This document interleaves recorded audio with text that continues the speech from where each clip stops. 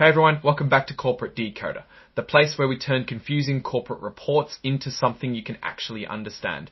Ever wonder how companies try to hide bad news in boring details? This report is not one of those, mostly.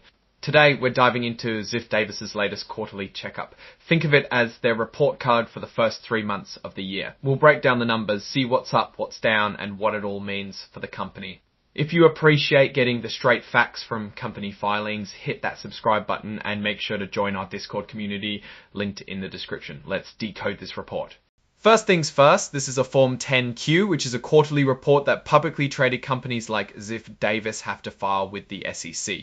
It's basically a snapshot of their financial performance and what's been going on in the business over the last 3 months. This one covers January, February, and March of 2025. As of May 5, 2025, there were a little over 42 million shares of Ziff Davis's common stock outstanding. That is, shares available for people to buy and trade on the market. Alright, let's get into the financials. First up, the balance sheet, which is like a snapshot of what the company owns and owes at a specific point in time. Looking at what the company is owed or accounts receivable net, Ziff Davis is showing about $517 million.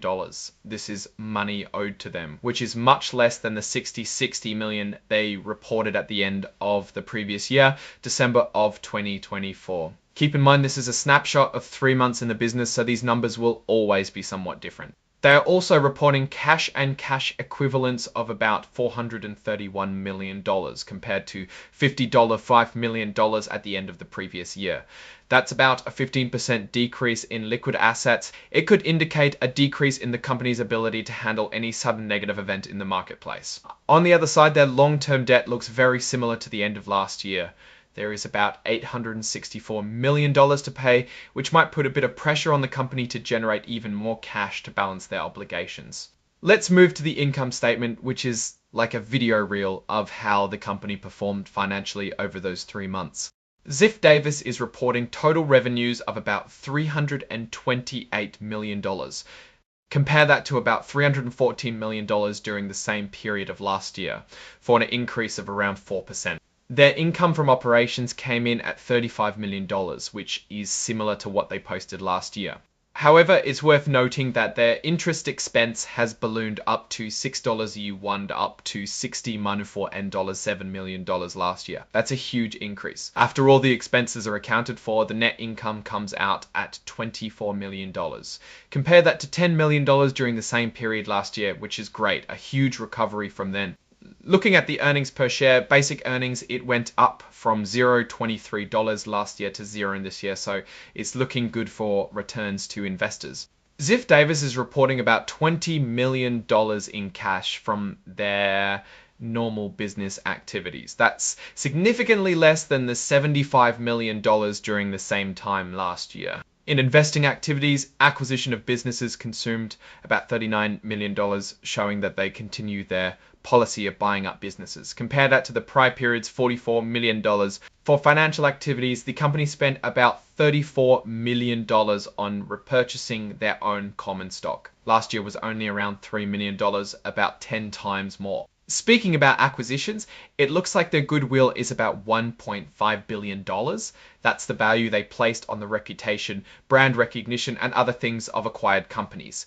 They also detail their long-term debt situation at about $864 million.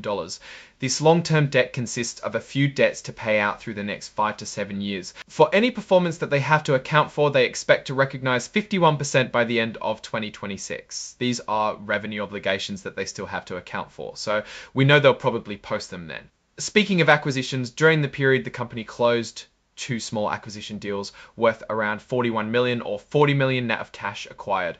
Finally, the report states the accounting pronouncements that the company is expected to follow relating to income tax disclosures and expense disaggregation disclosures.